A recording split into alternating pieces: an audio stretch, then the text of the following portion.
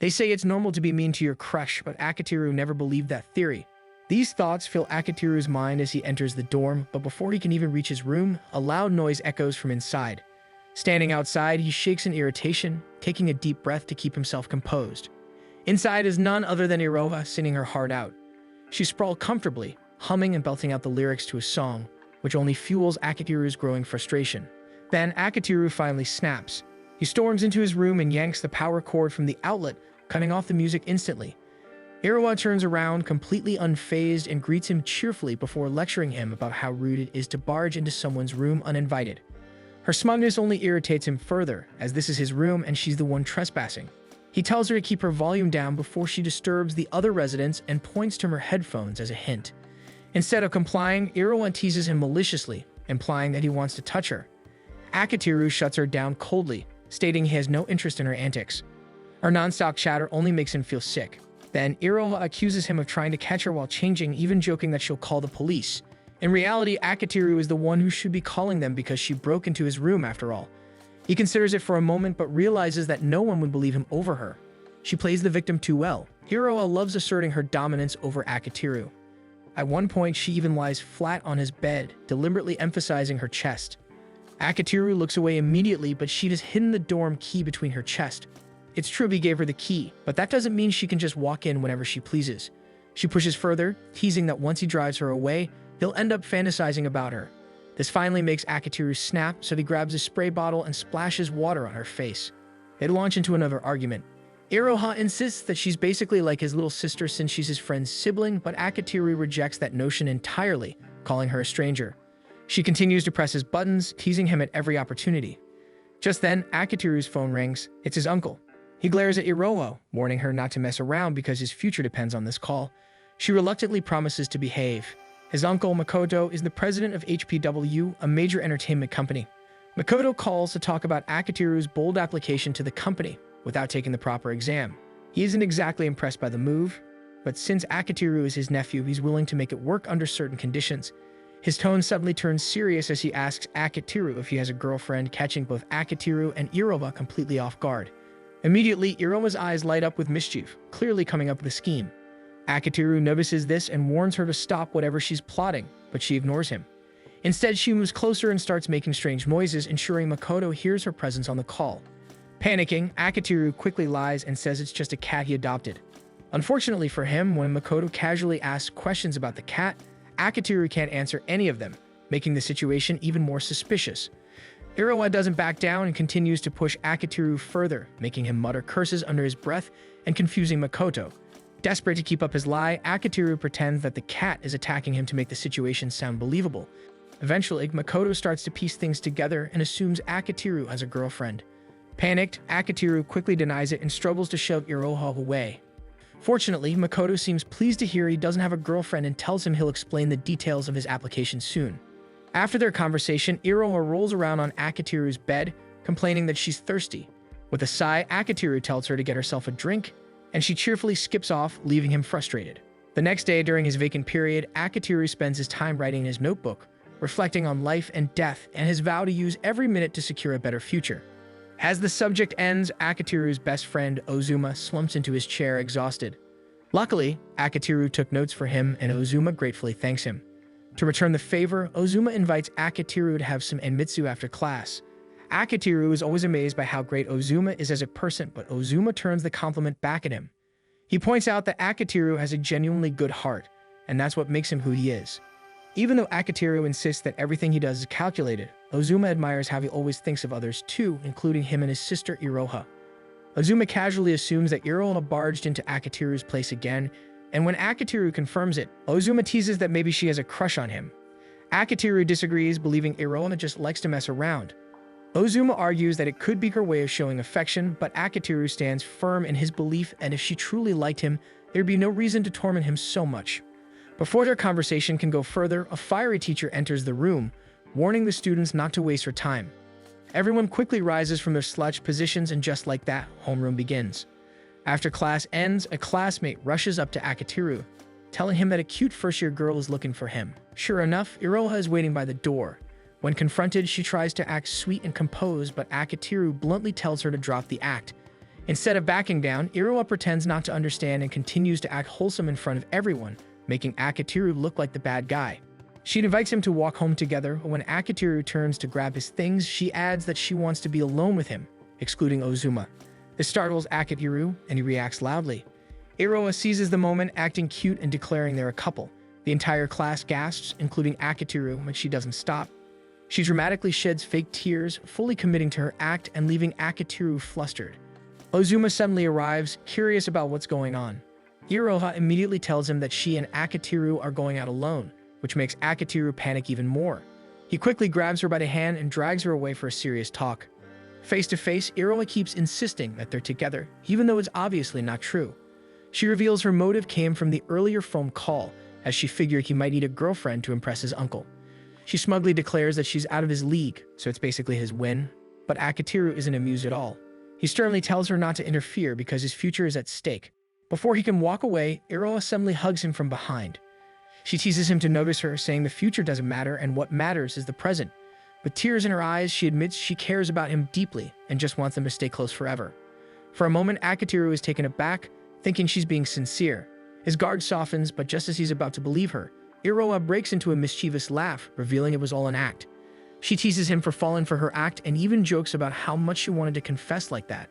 Akitiru is too flustered to respond, his face heating up as she notices his red ears and assumes he's embarrassed. He bursts out in anger, declaring that he'll never believe anything she says ever again. Enraged, Akitiru chases after Iroha down the stairs, but she escapes before he can catch her. Later, he meets his uncle Makoto at a cafe to discuss his application to HPW.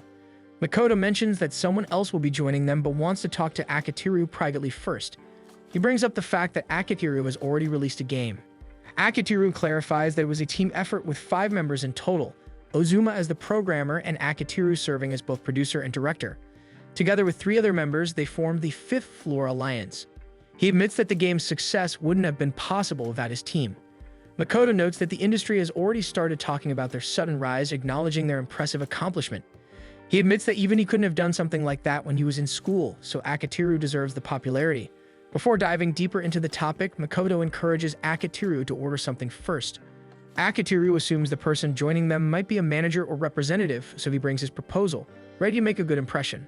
As Makoto gives their order, he casually flirts with the waitress, even asking her out for dinner despite her clearly being at work. Akitiru is shocked by his uncle's boldness and calls him out, but Makoto confidently says he knows how to leave a lasting impression on girls, and seeing the waitress's expression confirms it. Flustered, Akitiru excuses himself to the bathroom to calm down. He closes his eyes to forget what he just saw, so he fails to notice the sign saying the lock is broken. He opens the door without thinking and accidentally walks in on Mashiro, who's still sitting on the toilet. Before he can react, Mashiro punches him in embarrassment. Meanwhile, at Akitiru's office, Iroha is bored since he's not around to mess with. A colleague asks her about their relationship, but she firmly says there's nothing going on. Back at the cafe, Akitiru discovers that Mashiro is actually the other person his uncle invited. She's his cousin, Makoto's daughter, and they used to play together as kids, though he didn't recognize her at all now that they're grown up. Makoto then reveals his plan. He wants Akitiru to act as Mashiro's fake boyfriend in exchange for pushing through his application to HPW, leaving Akitiru completely stunned. Mashiro finds the idea ridiculous, but Makoto is completely serious. He explains that he's worried about her transferring from an all-girls school to a co-ed one, so he wants someone to watch over her. Despite his reasoning, Mashiro firmly rejects his plan. Curious, Akitiru asks why she needs to transfer, but Mashiro refuses to let him know, prompting Makoto to hold back the full story. The only detail Makoto reveals is that Mashiro barely attended high school and she's been a truant. Surprisingly, Akitiru doesn't pry in further. For him, that single fact is enough to understand their concern, and he doesn't dwell on her past. Since the condition is tied to his team's employment at HPW, Akitiru decides to accept the arrangement. Mashiro, though clearly reluctant, eventually agrees as well, under the strict condition that their relationship will remain entirely fake. With the deal sealed, Akitiru extends his hand to Mashiro, but she refuses to shake it, still holding a grudge over their awkward bathroom encounter. Watching the exchange, Makoto smiles, convinced they'll get along, though both of them strongly disagree. But before leaving, Makoto reminds Akitiru that as Mashiro's fake boyfriend, any real romantic moves are strictly forbidden. Akitiru doesn't see this as a problem, considering Mashiro clearly dislikes him anyway. Reflecting on everything, he still can't understand why people say being mean to someone means they are romantically interested. He's surrounded by aggressive girls after all. Nonetheless, his fake boyfriend job starts tomorrow. The next day, Akitiru is greeted by Irova, who immediately senses that something's off. She tries to pry, guessing that his mood has something to do with the meeting. He refuses to tell her, but she remains persistent and follows him. Neither of them notices Sumire leading Mashiro around.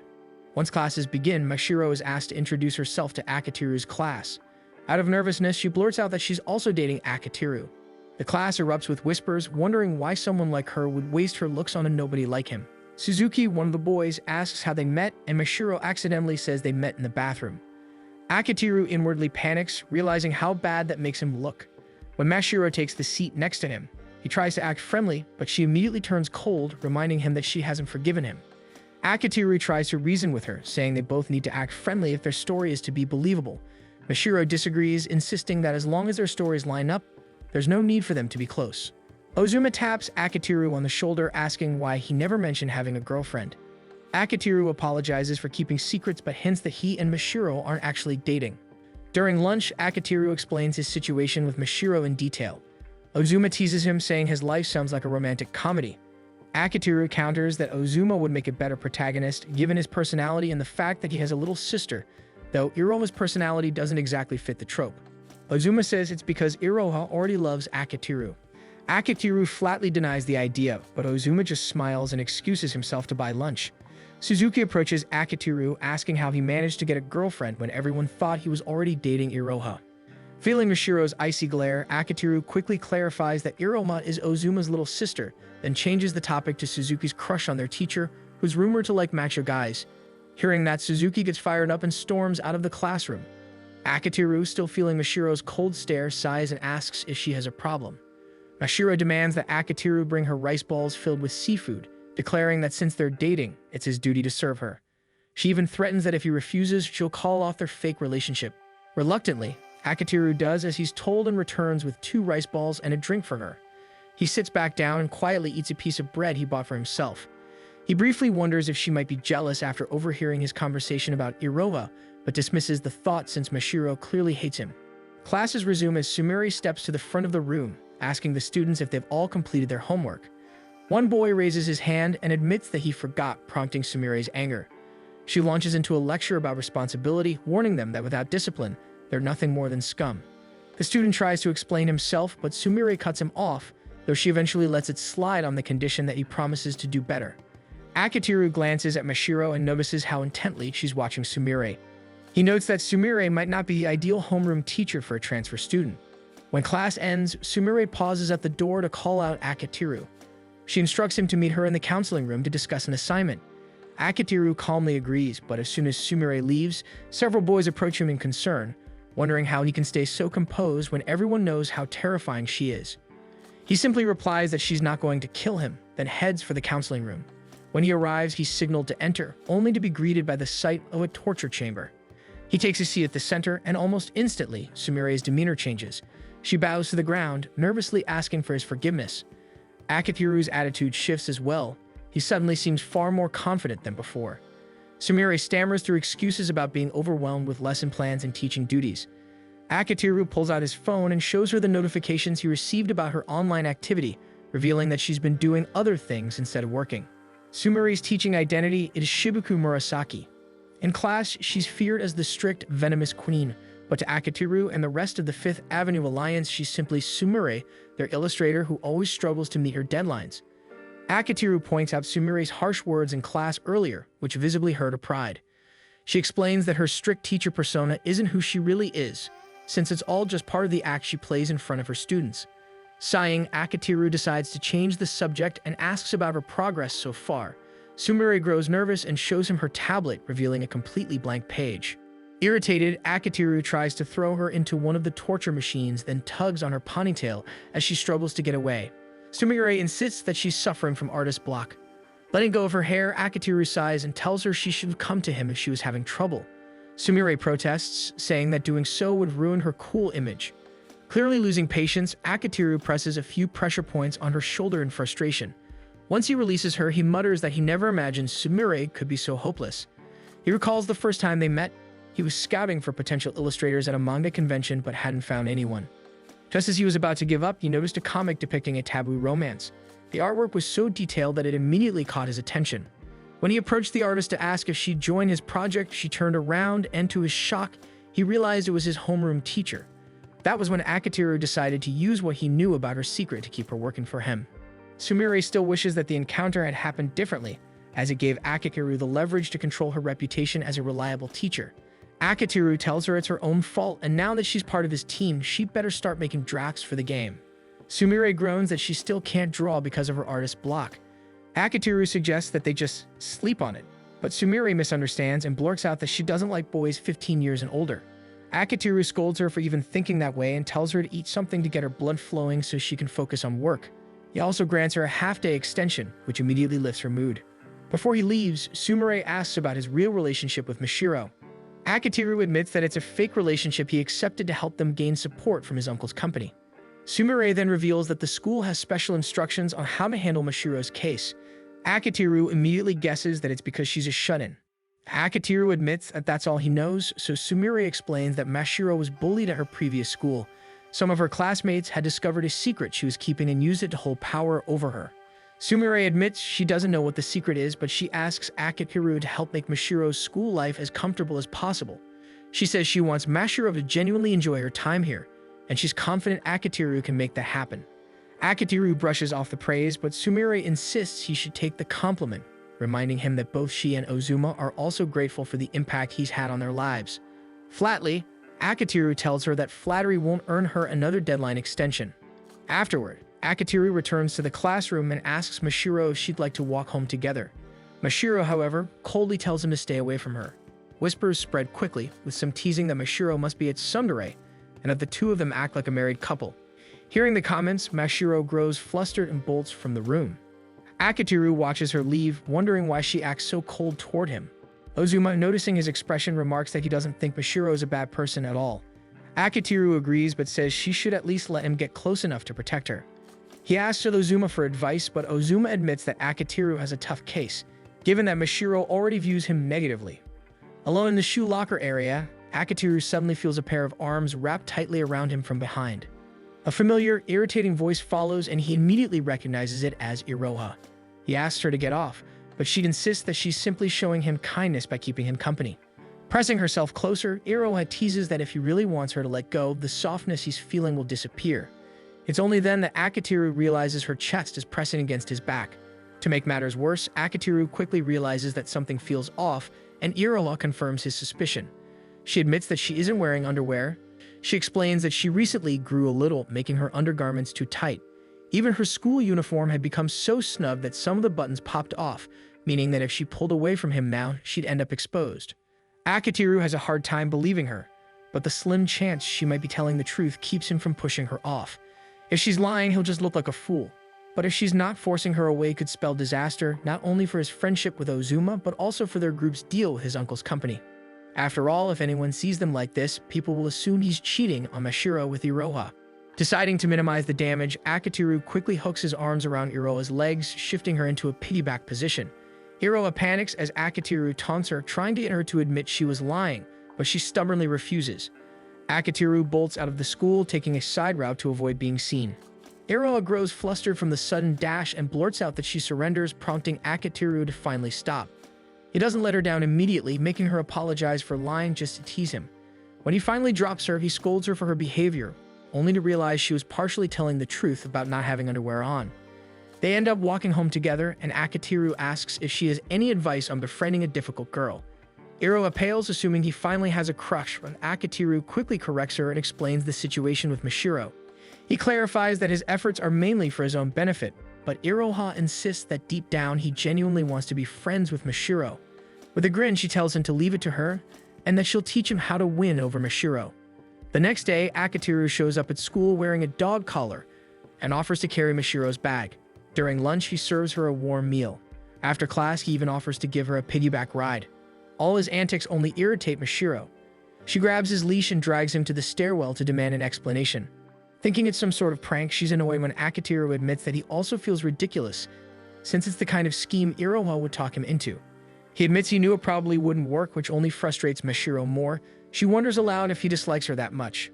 Before Akiteru can respond, Iroha appears and teases them for being lovey-dovey. Mashiro asks who she is, so Iroha cheerfully declares that she's the mastermind behind everything.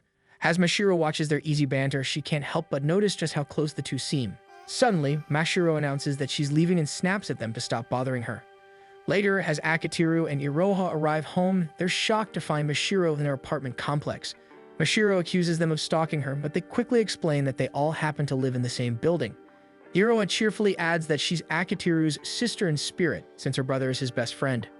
Mashiro misinterprets and assumes they all live together, prompting Akitiru to clarify that everyone actually resides on the same floor. Sumire is right next to Ozuma, and Iroha has her own apartment. At the mention of Sumire, Mashiro suddenly lashes out, saying she hates that they all live so close before slamming her door shut. Akitiru approaches her door and confidently declares that he will meddle in her life.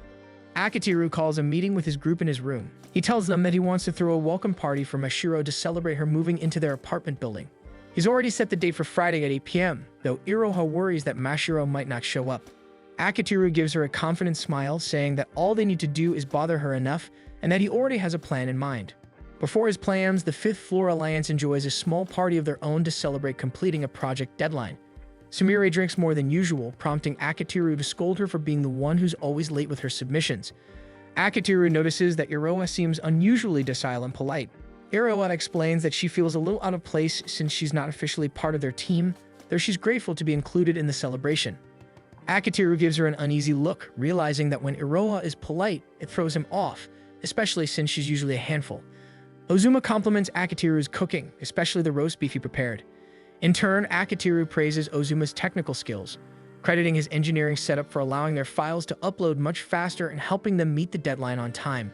Ozuma humbly dismisses the compliment, saying he doesn't think he's particularly talented and that what he does is just simple stuff. He then admits that the only reason he's able to make use of his skills is because Akitiru created the opportunity for him in the first place. So to him, Akitiru is the one who's truly talented. Iroha smiles warmly as she watches the two interact. Then Ozuma suddenly notices that Namako isn't around. Akitiru explains that Namako couldn't join them because of a personal deadline. Namako is their scenario writer. Akitiru first reached out through a fan letter inviting Namako to join their game project and was completely shocked when Namako actually replied and agreed. They haven't met in person yet, but from their online chats, Namako seems professional, reliable, and easy to talk to, unlike another adult Akitiru knows. Sumire, realizing he's talking about her, drunkenly protests. Akitiru brushes her off, saying they're only talking about Namako. When he sees how drunk she is, he asks what she's been drinking, and Iroha shows him the bottle Sumire used to mix drinks. Sumire suddenly exclaims that she feels amazing and lunges at Akitiru for a hug, which she prevents. Akitiru quickly changes the subject, calling everyone's attention to discuss their plans for Mashiro's surprise party. 6 days before the party, Akitiru makes his first attempt to invite Mashiro by repeatedly ringing her doorbell. When she finally opens the door, she's met with Akitiru's enthusiastic grin as he starts telling her about the upcoming party. Before he can finish, Mashiro slams the door in his face. On Sunday, he tries again, but this time he realizes the doorbell isn't working. Undeterred, he decides to stuff her mailbox full of invitation letters instead.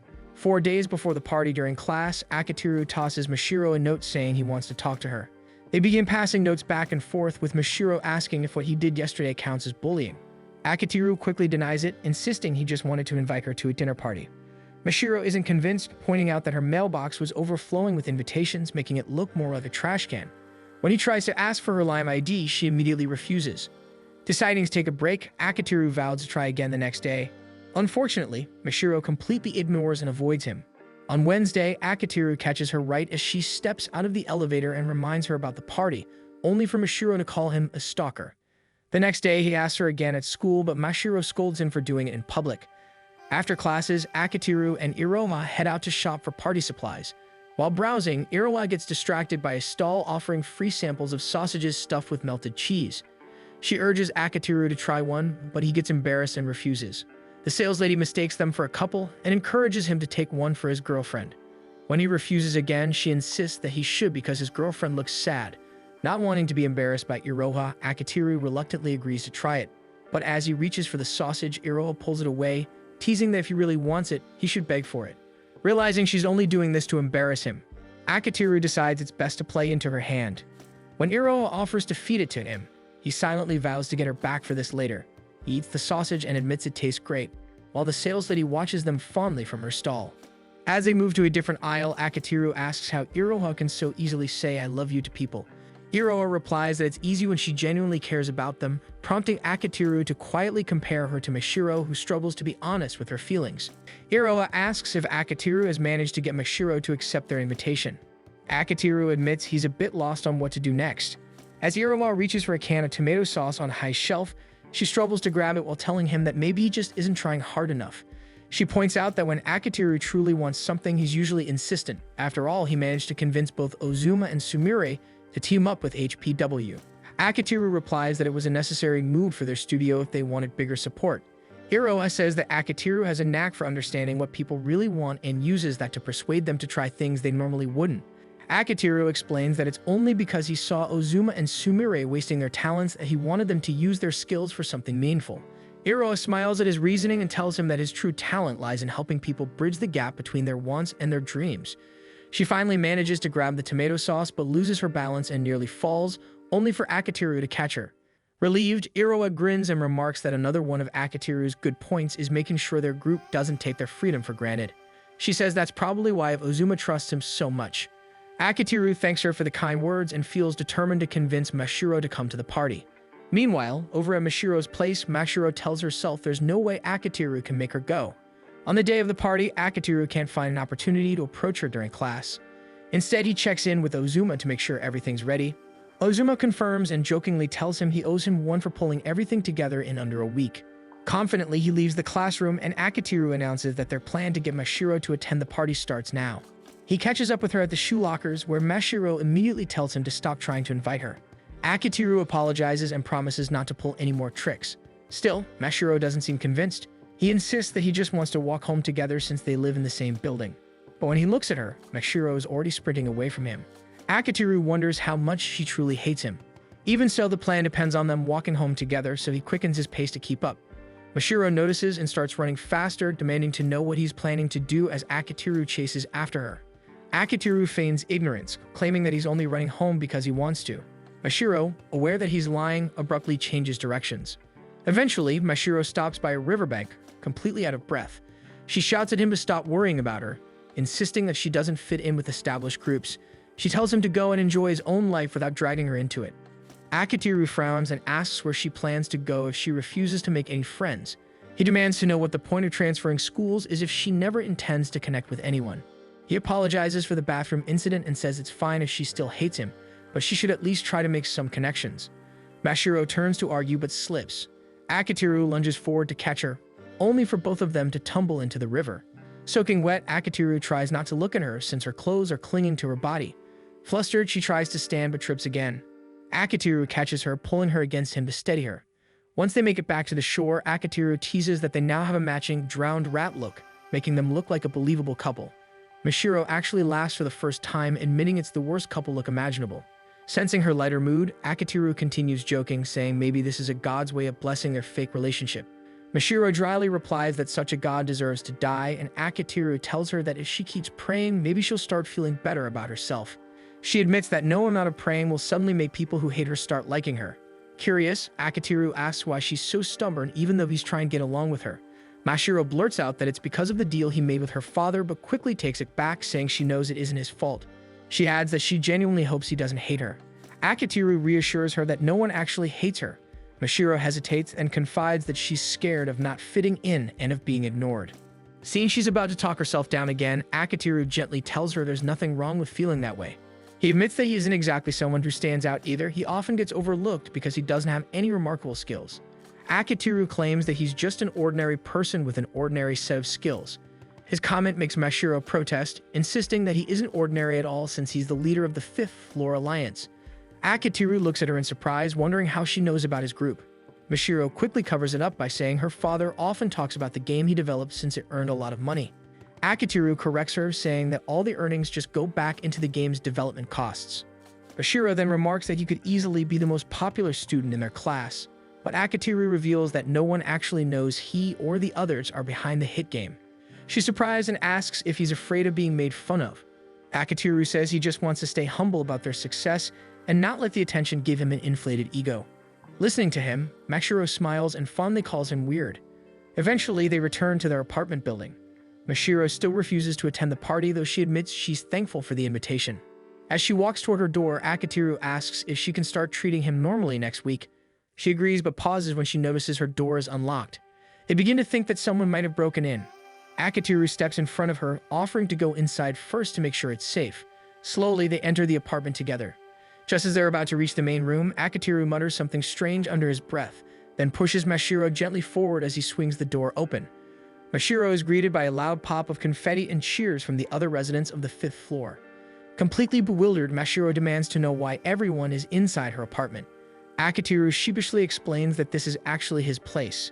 They'd put up a divider to make it look like his unit was the last one in the hall, so she'd think it was hers. Mashiro frowns and asks why they went so far when she doesn't even consider them her friends. Iroha chimes in that none of the tenants are really friends except Akitiru and Ozuma, though she adds she'd rather they were a couple. Sumire immediately jumps on the idea, imagining an entire romantic scenario between them, earning her a hit from Akitiru. Iroha continues, explaining that since they all live on the same floor, they naturally started doing things together. Mashiro guesses she means the game, surprising Iroha that she knows about it. Iroha clarifies that she isn't actually part of the team. Akitiru adds that it's fine if Mashiro doesn't think of them as her friends, she could just think of them as her fake boyfriend's friends for now. He mentions that there's one more member, Namako, who isn't present but is still an invaluable part of their group. Mashiro smiles at being included and finally decides to join the party. After the party, Iroha bursts into Akitiru's room and tries to hug him, but he immediately dodges. Getting serious, she praises him for successfully inviting Mashiro and tells him he's a really kind person. Iroha then thanks Akitiru for letting her be part of their group, without revealing that she's actually the voice actor for the 5th Floor Alliance's game. Iroha talks about her role as the secret voice actor for the 5th Floor Alliance. Even the other members don't know that she's been doing the voice acting, but she's still grateful to be included in their get-togethers as an outside participant. She's also happy that it was Akitiru who discovered and approached her in the first place. Akitiru decides to talk to Iroha about the past. In his story, Akitiru approached Ozuma and asked if he could show him his experiments. Ozuma agreed on the condition that Akitiru came over sometimes to check on them. Akitiru accepted, and that was how their friendship began.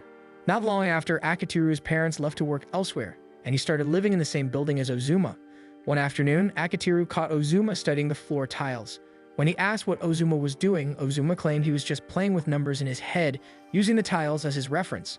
Akitiru offered to let him stay at his place, but Ozuma declined, saying his sister would be arriving soon. Just as he said that, Iroha appeared, looking confused to see Ozuma outside their door. Ozuma explained that he had forgotten his keys and was waiting for her. Iroha then noticed Akitiru, prompting Ozuma to introduce him as his friend, neighbor, and classmate. Iroha let a surprised expression slip since she didn't expect Ozuma to have a friend. Akitiru introduced himself politely, and Iroha did the same. That was the first time Akitiru met Iroha. He remembered her as reserved and polite, nothing like the outspoken girl she was now. The next day, Akitiru brought up Iroha since Ozuma had never mentioned her, and she was rarely seen around the building. Just then, Otoi walked into the classroom, catching everyone's attention because she was believed to be suspended. Otoi walked up to Akitiru and Ozuma and told them she needed to speak to them. They agreed, and once they were in a more private spot, Otoi apologized and offered them candy. Akitiru pointed out that it was against school rules, which amused Otoi. She said they shouldn't be so uptight, especially towards someone who had been skipping school. Her words confused them, since they had assumed she was suspended. She felt a little disappointed by the rumors, since she had never done anything that would get her suspended. Ozuma suddenly asked if he could take one of the candies. As he plucked one from her hand, Akitiru reluctantly took one as well. Otoi asked if Iroha was Ozuma's sister and said she wanted to know what kind of girl she was. Ozuma struggled to answer, which surprised Akitiru since Ozuma was usually very direct. Otoi got impatient, saying it should have been an easy question. Akitiru reasoned that it was difficult for Ozuma because he didn't know the intent behind it. Seeing his point, Otoi revealed that Asagi had noticed Iroha seemed to be taking an interest in delinquents like them, so she wanted to know if Iroha fit that type. However, based on their reactions, Otoi guessed she was wrong and that Iroha was just a typical honor student. She admitted she had hoped they'd know Iroha's true personality. Akitiru asked if they planned to welcome her into their group, and Otoi admitted that if Iroha were to approach them, they would welcome her. She then left, and Akitiru asked Ozuma if he was okay, since the question should have been easy to answer. Ozuma admitted that he and Iroha didn't really talk much, so there wasn't much between them besides blood relation. Ozuma shared that the previous day had actually been the first time they had spoken in 2 months. Akitiru was shocked since it was the first time he had heard of siblings who lived together but barely talked. He asked if their parents ever brought it up, but Ozuma said they didn't since both of them were rarely home. Akitiru couldn't help but feel concerned about Ozuma's family situation. Wanting to help somehow, he asked Ozuma if he could hang out at his place after school to play some games. After school, Ozuma welcomed him in, and the first thing Akitiru noticed was that the living room had no television. Ozuma explained that there wasn't one because he spent most of his time in his room. They headed to his room, and Akitiru was greeted by a complete mess, with items scattered all over the floor. He told Ozuma to try cleaning up, but Ozuma said he liked it that way because he knew where everything was. He also claimed that living in clutter helped him come up with better ideas. He handed Ozuma his game console so he could hook it up. While Ozuma worked on it, Akitiru noticed that Ozuma had built his own PC. They started playing, and soon Akitiru heard Iroha enter the apartment. He excused himself, saying he needed to go to the bathroom, but in truth, he just wanted to learn more about Iroha. As he leaned closer to hear what Iroha was doing in her room, he noticed that it sounded like she was talking to someone. Just as he tried to make out the words, Iroha unexpectedly opened the door to step out, leaving Akitiru frozen awkwardly in front of her. She was about to scream, but Akitiru quickly covered her mouth and pulled her into her room, shutting the door behind them. He told her he would remove his hand if she promised not to scream. When she nodded, he let go, only for her to slap him. Iroha then realized the person she had hit was Akitiru, and he hurriedly tried to explain himself. However, Iroha had already decided he was a creep who snuck into people's homes to eavesdrop. She even wondered aloud if he had fallen in love with her at first sight and was stalking her. Akitiru quickly denied it, but before he could defend himself, Iroha's phone started ringing in his hand. She snatched it away to tell Asagi she would call her back later. Akitiru asked if she was trying to join a group of delinquents through Asagi, but Iroha snapped at him not to make baseless accusations. Akitiru insisted she shouldn't lie because he already knew about it. Iroha got irritated and told him it was none of his business, but Akitiru argued that he was just doing what was right because he was friends with Ozuma. Iroha fired back that being friends with her brother didn't make them close, since they were as good as strangers. Akitiru realized this was a difficult situation. He knew Ozuma already struggled at school and felt out of place because of his odd personality. It seemed like Iroha's actions might only cause more misunderstandings that could end up hurting Ozuma in the end. He tried again and asked if Iroha would like to share her problems with him. This only annoyed Iroha further, and she sarcastically said that her brother's friend kept pestering her and that she was troubled because she wanted him out of her room. Over the next few days, Akitiru decided to do some digging. Akitiru left school early, telling his teacher he had a fever. The heat was unbearable, so he stopped by a vending machine to grab some water. After rehydrating, he continued searching the area until he heard a girl singing along with a guitar. He immediately suspected that she was Asagi. As he approached, Asagi noticed his school uniform and asked if he was playing hooky. Akitiru grumbled that he didn't need to be lectured by a middle schooler who was obviously skipping school herself. Asagi was taken aback that he knew her and accused him of being a stalker. Akitiru quickly clarified that he was only looking for her because he was friends with Ozuma. Recognizing the name, Asagi realized he must have been the same person Iroha complained about. Akitiru hurriedly tried to introduce himself properly so she would stop calling him a creep, but Asagi just decided to call him her upperclassman. Before he could continue explaining, the intense heat overwhelmed him. His vision faded and he collapsed right in front of her. Akitiru remembers that day vividly. It was one of the hottest of the year. He tells Iroha that Asagi called Otoi for help, and thanks to them, he turned out fine. Iroha listens and accuses Akitiru of using Otoi's lap as a pillow while he was passed out. Akitiru admits it but insists it was Otoi who put his head there, and that they ended up talking about a lot of things afterward. He adds that all the trouble was worth it because their entire group has become close friends, even if they still don't know that Iroha is the voice actor behind their game. Returning to the story, Akitiru sat down with both Asagi and Iroha. He asked Asagi to stop being a delinquent, reasoning that it might do her some good to try living a normal student life for once. Iroha argued that Akitiru was asking too much from her because he was implying tearing her away from her current group. Akitiru calmly explained that he wasn't trying to tear her away at all. He just wanted her to consider her choices. Even so, Iroha continued to insult him, saying he didn't understand how people felt. Trying to put things into perspective, Akitiru said he was certain Asagi wanted more than just hanging out with friends, pointing out that she had a real passion for music. Then he asked what Iroha wanted to do. Iroha said it didn't really matter. Akitiru insisted that it did matter. Whether she wanted friends or wanted to pursue music, it was up to her to decide. When Akitiru tried to press the question, Asagi stepped in and told him he was being too harsh. Asagi said that Iroha wasn't trying to become a musician at all and that Akitiru shouldn't push her. Iroha looked shocked, not realizing Asagi could see right through her. Asagi explained that, as someone in the music scene, it was obvious Iroha wasn't aiming to perform and that she was simply a fan of music. Iroha admitted that Asagi's observation was true but confessed she deeply admired Asagi. Akitiru misinterpreted this and wondered if they were secretly dating. Iroha immediately denied it, saying she only admired how brave and confident Asagi was for doing what she loved. Akitiru still didn't understand why Iroha needed to hang around Asagi and Otoi to be like that. Seeing Iroha struggle, Asagi revealed the truth, that Iroha wasn't allowed to have freedom or hobbies at home. Akitiru was confused. While he knew their apartment didn't have a TV, Iroha still had access to the internet and other leisure. Asagi explained that even so, Iroha wasn't allowed to have fun, and she had been obedient all this time. Akitiru asked if her current actions counted as betraying her mother's trust. Iroha quietly confirmed it but admitted she didn't know what she really wanted. Akitiru took a moment to think. Iroha clearly lacked the freedom to pursue her passions or even explore them, unlike Asagi and Ozuma, who could do whatever they wanted. With a new sense of determination, Akitiru decided that he would help everyone find a place where they could freely chase their dreams while staying in school so that no one would ever label the girls as a bad crowd again. Asagi complained that Akitiru was meddling and insisted they didn't need his help. But Akitiru stood firm, saying he would help them whether they liked it or not because it would ultimately benefit both him and Ozuma. Asagi asked what he was planning, but Akitiru admitted that he had no idea yet. Still, he reassured them that he would find a way. After paying for his share of the meal, Akitiru left already deep in thought about how to make everyone happy. He wondered what he could do with people who had talent in programming and music. Suddenly, inspiration struck. He visited Ozuma and said they should make a game together. Ozuma was surprised but listened as Akitiru explained his idea in detail. Akitiru believed that with Ozuma handling the programming, everything would go smoothly. What he didn't realize was how much research Ozuma had to do to make the code work. Meanwhile, Akitiru focused on developing the characters, story, and initial artwork. For the time being, they used public domain music just to test how the project would come together. During one of their sessions, Ozuma admitted that he enjoyed creating things with Akitiru.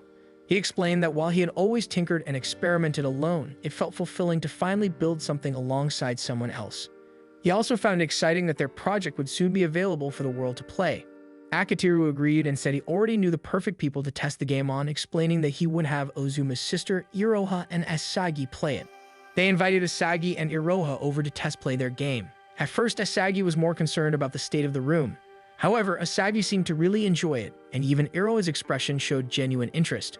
When they sat down to discuss the game, Asagi said it was very mid. She complained that the music sounded cheap, and that the gameplay was the only thing that made it enjoyable.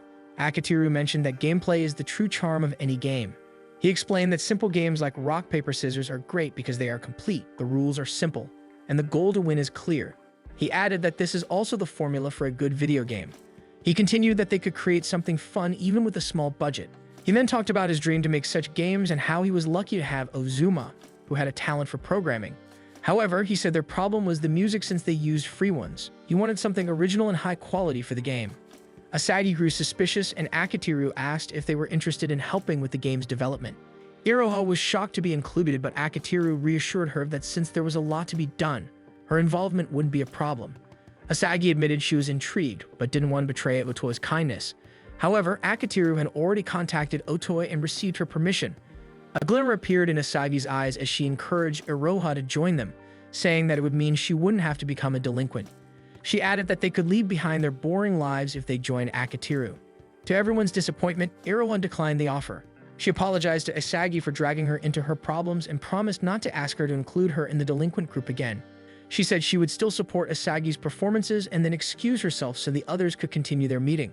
Akitiru decided to go after her and eventually found her at a nearby park. As he approached, he heard her talking to herself, her voice shifting as if she were speaking to more than one person with different personalities. She was debating with herself about how the game development idea sounded good, but she didn't know how to fit in. Unlike Asagi, who had a clear talent for music and could easily fit herself into anything she wanted to do, Iroha felt lost. During the meeting, she noticed how genuinely intrigued Asagi looked while playing the game. Her other voice asked what her own talents were, and Iroha admitted that she had none. She deeply envied Asagi and wished she could be like her. Another voice teased her, calling her a wannabe. As Akitiru got closer, he began hearing more of the conversation and was amazed at the variety of voices and personalities she portrayed. He ended up right in front of her, blurting out his amazement. Iroha noticed him and immediately hid behind the bench, embarrassed that he had caught her. Akitiru told her not to worry since he wasn't freaked out, but Iroha accused him of lying. He admitted that he was surprised at first but was more impressed with her acting. She complained that he shouldn't have lied because now she would continue to feel embarrassed about it. He promised that he wouldn't tell anyone about her habit, but Iroha still glared at him suspiciously. She asked if he planned to blackmail her, and Akitiru promised that he wouldn't. Eventually, she agreed to talk with him, and Akitiru asked about her one-woman act. He told her how he initially thought he was hearing 3 different people, only to realize it was just her once he got close enough. He reassured her that it was incredible how she could shift between voices and personalities so naturally. She thanked him for the compliment and grew shy when he said he had become a fan of hers. She explained that it was just a habit she picked up when she was bored after watching anime and cartoons. She found the characters cute and started mimicking their voices. However, her mother wasn't fond of the hobby. Her mother had caught her, then asked Iroha to stop doing voices and to focus only on studying. Iroha admitted that she never asked her mother why it upset her, but seeing her expression made her feel guilty. When their television was eventually banned, she grew bored and started creating her own characters and stories, acting them out in secret. She soon realized that she didn't have a talent for creating original stories, so she decided to base her characters on the people she had met in her life. Akitiru understood then why her characters sounded so stereotypical, but he still praised her for being able to perform her act without a script. Iroha asked if Akitiru had any background in drama, but he denied knowing anything about it. However, he revealed that his mother was a makeup artist and that he used to tag along on several of her projects. Because of that, you could tell that Iroha was exceptionally good. Iroha felt shy being praised, but Akitiru continued, saying she had a natural talent for seeing the depth in people's personalities. However, he knew that Iroha would never use her talents because she feared betraying her mother. He then asked why things seemed strained between her and Ozuma. Iroha admitted that she felt Ozuma didn't want anything to do with her. Akitiru guessed that she was waiting for someone to save and change her so she could be free. Iroha looked sad but admitted that he was right. Akitiru suddenly told her to trust him, promising that he would be the one to change her and drag her into doing something fun. Iroha was hesitant at first, but Akitiru asked if she enjoyed portraying different characters. Iroha admitted that it was all she had ever done, though she wasn't sure if it really meant anything. Akitiru told her that this was exactly the path an actor should follow. In that moment, Iroha realized what she wanted, and that was to become an actor. Akitiru urged her once more to join their group, assuring her that they would take precautions so her mother wouldn't find out. Iroha asked why he was trying so hard for her, and Akitiru simply said he was doing it for Ozuma's sake. Iroha agreed to join, but only if Akitiru would call her Iroha without any honorifics. A week later, he invited her to his apartment. Iroha immediately accused him of only wanting her body, saying it was suspicious for him to call her over just a week after agreeing to work for him.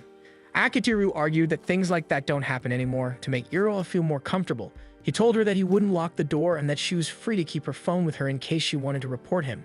Iroha decided to enter, but when he offered her a drink, she refused, saying she didn't want to risk him slipping something into it. She noticed several textbooks about acting. Akitiru explained that he bought them because he didn't want her to spend her own money. He also said it was safer to keep them at his place so her mother wouldn't find out. He insisted that parents always manage to find things, especially mothers. Iroha suspected that this was just an excuse to have her come over regularly, but apologized and acknowledged that he was genuinely trying to help. Soon, Akitiru created a training schedule for her to improve her skills. They began with vocal exercises and watched acting lessons online. They also watched movies together and shared their thoughts afterward.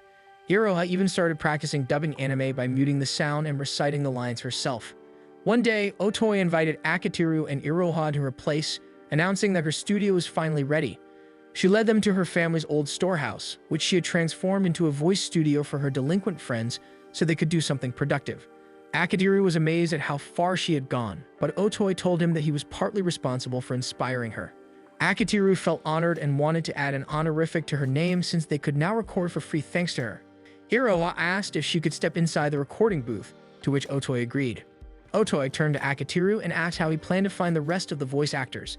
Akitiru smirked and said that Iroha could handle all the voices herself. Otoy found that hard to believe since the game had male characters too, but Akitiru assured her that Iroha was more than capable. Iroha pulled the script from her bag and signaled to Akitiru that she was ready to record. Otoy watched from the window, excited to see just how good Iroha was. By the time they finished recording, it was already evening. Otoy was surprised at how she managed to record every character perfectly.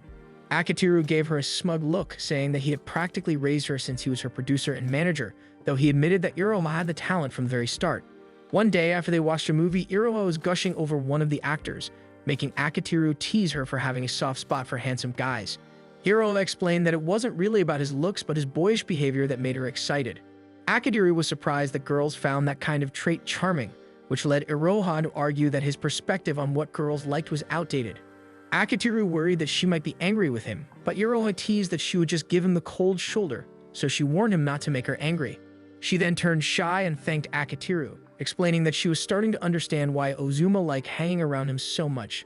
Apparently, Ozuma had told her that Akitiru was like a light shining down on him, and Iroha felt that a star perfectly described what he was to them. Akitiru felt touched until Iroha turned it into a gag by saying that his last name kind of sounded like the word star. She then mentioned that she had recently spoken to Ozuma. It looked like he was really enjoying working on the game. Iroha explained that Ozuma rarely talked to anyone in the family and spent most of his time in his room tinkering with machines. She shared that this was the first time he genuinely seemed happy doing something. Iroha believed that a big reason for that was Akitiru's involvement in his life. Though Akitiru only saw himself as Ozuma's friend, it was something Ozuma had wanted for a long time. Akitiru then handed Iroha a present. When she opened it, she found a headset inside. He also gave her a spare key to his place, so she could come over any time to listen to music or watch anime and movies. She felt deeply grateful to Akitiru that day since she finally had a place where she could truly be herself. In the present, Iroha fondly looks at the key that was given to her, but Akitiru complains about how she steals things. Iroha argues that he gave her permission, but Akitiru says he wouldn't have if he'd known she would become such a pain to have around. Iroha teases that Akitiru is in love with her, but Akitiru corrects her, saying he loves her talent. He tells her that she is undoubtedly a genius, which makes Iroha feel warm inside. Akitiru warns her not to get a big head, and she playfully complains that she needs praise to grow. He then asks if the situation at her home has changed, but Iroha says that if it had, she wouldn't be in his apartment. She thanks him again, saying that she owes who she is now to him. Akitiru, however, says that Iroha wouldn't have eventually caught someone's eye even without his help. He cites Asagi as an example since she was scouted shortly after they made their first game and later moved to the US to pursue music under a label. Iroha says that Asagi is grateful to him since she still works under him. Iroha complains that he should just accept everyone's gratitude. Akitiru figures that the reason she came over is to make him realize everyone is thankful for him and calls her a meddlesome junior. When Akitiru looks up at the sky, Iroha decides to hug him from behind. He admits that the hug is comfortable. Iroha then confesses that she wants to be more than just his friend's younger sister, but Akitiru tells her that she shouldn't think they are that close. Iroha tries to hide her disappointment, but Akitiru realizes that things need to change because of Mashiro's addition to their group. He realizes that he needs to be friends with all of them, so he invites Iroha to go shopping with everyone, saying that they should all be friends. As she bathes, Iroha thinks to herself about how gifted she is at reading people. However, it caused her to become more withdrawn, and she credits Akitiru for changing that part of her. She's aware that she often takes advantage of his kindness, and she even feels guilty about it. But she can't help feeling a bit irritated with him yesterday because she had assumed he was asking her out on a date. It turned out he just wanted the entire group to go shopping together. Iroha predicts that Ozuma will probably decline, while Sumire might not want to go since they are all of her students. However, she's fairly certain that Mashiro will agree to go, and that Mashiro has feelings for Akitiru. She believes that today will be a battle between her and Mashiro, and fired up by the thought of competition, she swears out loud that she will not lose. When Akitiru arrives at the meeting spot, only the three of them are present. Iroha scolds him for making them wait, and Mashiro even agrees with her. Akitiru can't help but think the two get along surprisingly well when they team up to diss him. Suddenly, Iroha links arms with him, which flusters him. She cheekily explains that friends linking arms is normal, but Akitiru protests that only girls do that with other girls. Iroha defends herself, saying she only knows how girls get along. Akitiru considers scolding her, but before he can, Mashiro nervously links arms with his free arm, explaining that if linking arms is normal, then she has to do it too. Akitiru tries to convince her that it isn't normal, but Mashiro refuses to believe him. Iroha suddenly bursts out laughing, saying the three of them look like a real harem. Akitiru turns even redder as Iroha laughs uncontrollably. She tells him she has no shame and that her own embarrassment doesn't matter as long as she can keep making Akitiru uncomfortable, which only makes him more annoyed. Akitiru decides to start the outing with a movie, but both Iroha and Mashiro want to watch different films. Both girls insist that their choice is better and soon begin arguing about which movie to watch. Akitiru watches them bicker, clearly not tired of hearing them fight. Iroha accuses Mashiro of pretending to defy popular opinion just to seem cool, while Mashiro fires back, claiming that Iroha only follows trends and can't even explain the movie in depth like a real fan could. However, Iroha isn't fazed and confidently declares that she spends hours studying and watching various films. Akitiru dryly points out that she can only do that because she sneaks into his apartment and uses his streaming accounts. Without missing a beat, Iroha claims that Akitiru's home is also her home. Mashiro is shocked at how close the two seem, and Iroha, Noticing her reaction, decides to boast that she's at Akitiru's apartment almost every day. Realizing that Iroha is intentionally trying to provoke Mashiro, Akitiru steps in and suggests that they could each watch their chosen movie separately and meet afterward, but both girls reject the idea, scolding him for missing the point of a group hangout. Akitiru realizes he can't win against them and proposes that they settle it with a game of rock, paper, scissors. Iroha wins, so they all end up watching her choice, much to Mashiro's disappointment. After the movie, Akitiru admits that it turned out to be pretty good. They later decide to stop by the food court. Iroha excuses herself and Akitiru casually guesses that she's heading to the restroom. She invites Mashiro to come with her, but Mashiro declines. After Iroha leaves, Akitiru asks if Mashiro is still nervous around her. Mashiro admits that she is, even though she knows Iroha is actually a nice person. Akitiru tries to reassure her, saying that most people don't quite know how to handle Iroha either, but Mashiro quietly adds that Iroha's energy reminds her of the people she dislikes. Akitiru notices that Mashiro is genuinely bothered, so he gently tells her that she can talk to him about it if she wants. Suddenly, Mashiro hears a familiar voice calling out to her. Two girls from her old school approach and start mocking her. They notice Akitiru and begin making fun of him too. Mashiro starts trembling in their presence, and seeing this, Akitiru decides to speak up since they won't stop running their mouths. The girls aren't fazed at all. They keep insulting Mashiro, teasing her about the novel she writes, and threatening to tell Akitiru about it. Having heard enough, Akitiru suddenly stands up and firmly tells them to stop and get out of the area. The girls act tough and claim they have a strong guy with them, but Akitiru counters that he has even crazier people backing him and Mashiro. He knows how terrifying Sumire can get, so his threat isn't an empty one. One of the girls notices his confidence and whispers to her friend that it might be better if they leave. They quickly run out of the food court just as Iroha is about to rejoin Akitiru. Akitiru checks on Mashiro and asks if those girls were the reason she started skipping school. Mashiro quietly admits that they are, but refuses to talk about the novel they mentioned. Instead, she bolts from the area. Iroha urges Akitiru to go after her, and they decide to split up to cover more ground. After running around aimlessly for a while, Akitiru realizes he needs to think instead of just searching. He recalls that Mashiro had wanted to watch a particular movie earlier. He finds her inside the theater watching the shark movie they didn't get to see, and takes a seat beside her. Mashiro keeps her eyes on the screen as she tells him that the girl who just died was a cheerleader who bullied an otaku boy, and the character deserved it. She then turns to him and asks why he followed her, calling him a liar and a stalker. Realizing she was being harsh, she apologizes for insulting him. Instead of getting mad, Akitiru tells her that insulting him is better than doing nothing. He tries to guess what kind of insults Mashiro would throw at her bullies if she had the courage. Mashiro lets out a small sound of approval before admitting that she's very awkward around people she doesn't know. She explains that she spent most of her time alone, and to escape reality, she started writing a novel. The two girls were the first to find out about it, and they soon told the entire class, leaving her humiliated and exposed. Mashiro begins to cry, and Akitiru gently tells her that novels written as an escape from reality are often the best kind. He mentions that one of his favorite writers is someone named Namako, and is pleasantly surprised when Mashiro recognizes the name. He goes on to talk about how great a writer Namako is, though he doesn't reveal that Namako is actually the writer for their group. Akitiru then recalls how one of Namako's novels begins with a foreword about hating reality and using writing as a form of escape. He says he deeply sympathizes with Namako's work and worldview.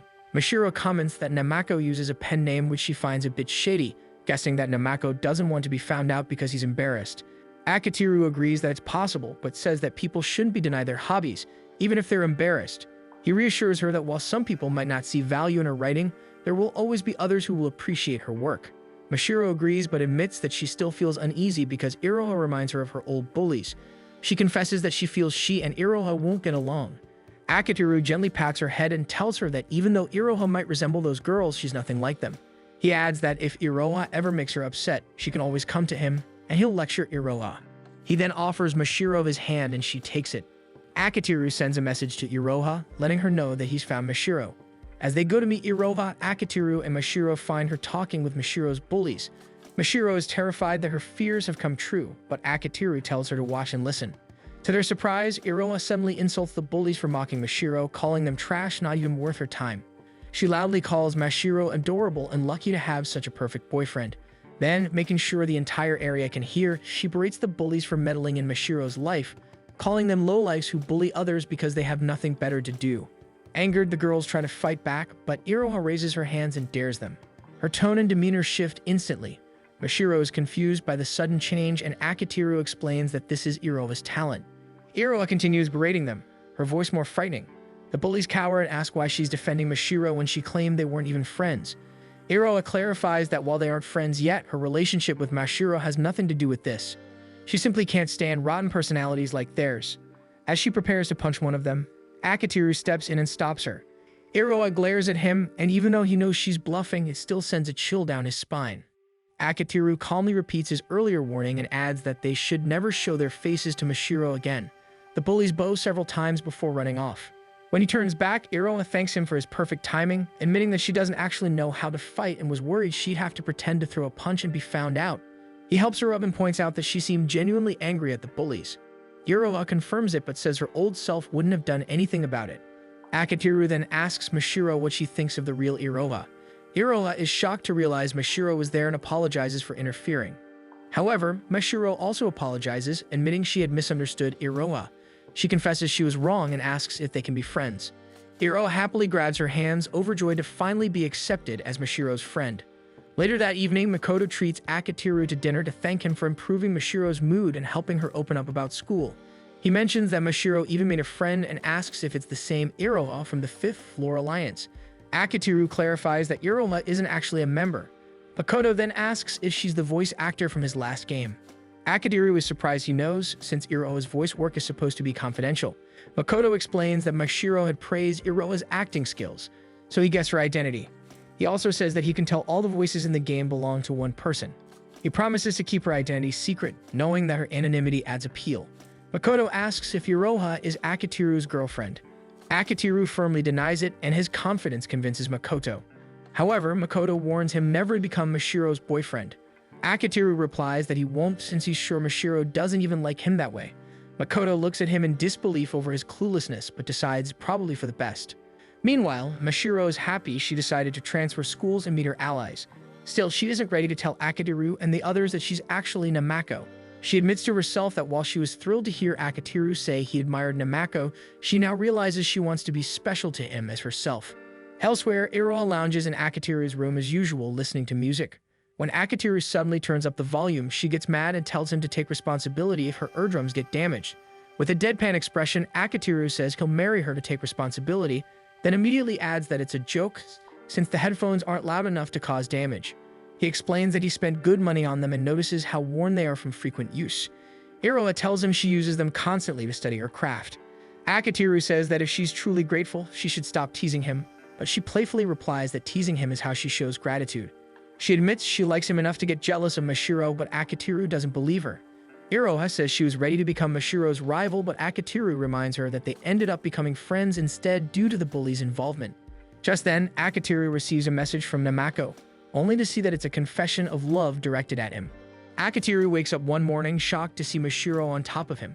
He backs away as Mashiro offers him a huge bowl of food. She encourages him to eat, but Akitiru can only stare at the enormous amount of seafood in the bowl. Mashiro becomes sad and apologizes, saying she only knows how to cook seafood. Akitiru is weirded out by the sudden change in her mood and asks if she hit her head. Mashiro smoothly tells him that she simply fell head over heels in love with him. Akitiru tries to make sense of everything happening this morning. He wonders if the reason Mashiro is here is because he responded to her confession of love, which he only vaguely remembers receiving.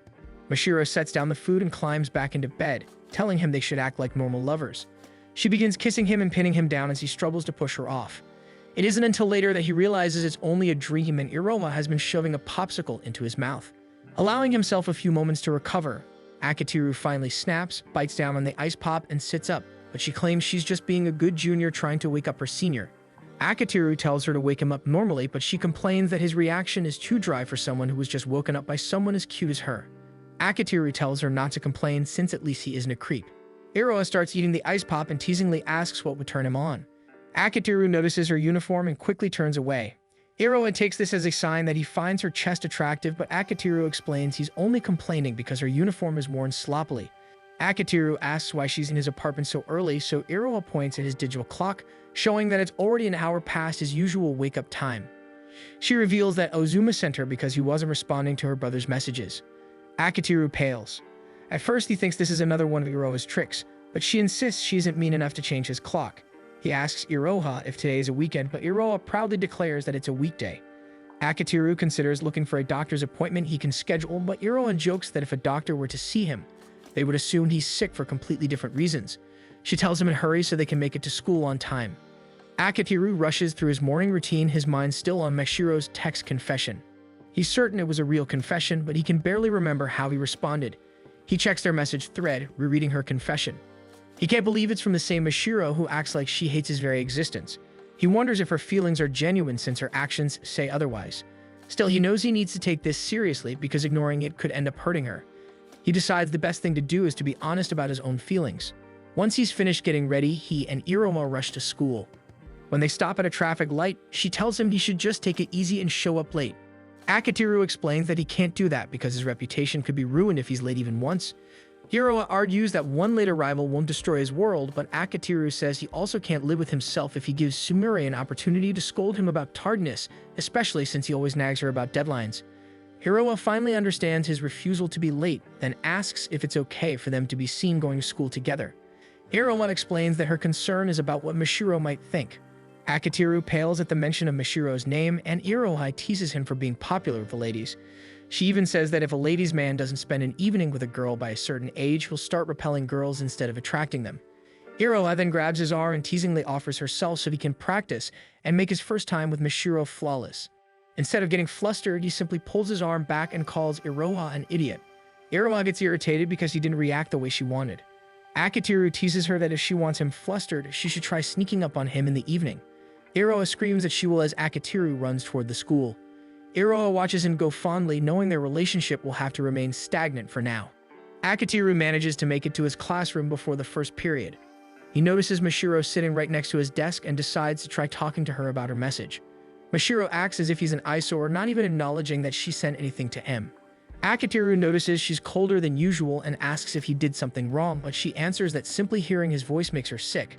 Akitiru stares at her in shock, wondering if this is the same person who confessed to him the night before. Realizing something, he quickly tries messaging her. Mashiro responds that she feels embarrassed. Akitiru looks up from his phone, but Mashiro only gives him an icy glare.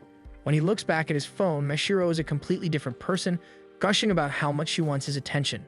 He feels stressed by the constant personality shifts between the Mashiro in real life and the Mashiro who's chatting with him on her phone. Sumire enters the class and strictly praises everyone for their good attendance and punctuality. However, Akitiru can't take her seriously because he knows she rarely meets her own deadlines. Before beginning her lesson, Sumire tells them that drama nationals are approaching and the drama club she moderates will be representing the school. However, they still lack talented members, so she encourages the class to join so they'll have a better chance of winning gold. Ozuma pokes Akitiru's back, concerned about how unusually late Akitiru woke up. Akitiru says he's fine and that he just ended up falling asleep longer than expected. Ozuma admits he's worried Akitiru is pushing himself again and reminds him to take things easy. Akitiru smiles and tells Ozuma he shouldn't work too hard either because the Fifth Alliance would fall apart without him. Ozuma then takes out his phone and says he wants to talk about the new game's story. Akitiru says he read it and thinks it's really bad. Ozuma agrees, even pointing out a particular scene that doesn't make sense.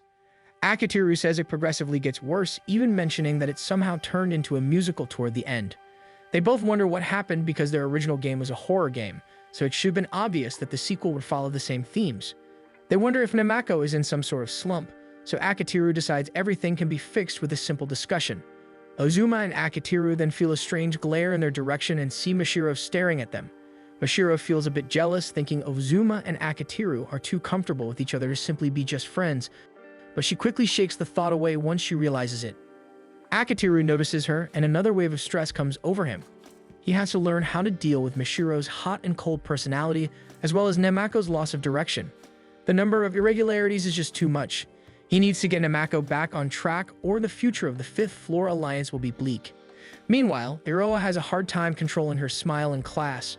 Her mind keeps drifting back to her morning walk with Akitiru, even though she is supposed to be focused since she's an honor student. She also notes that her mood isn't entirely giddy. She feels troubled after seeing Mashiro's confession.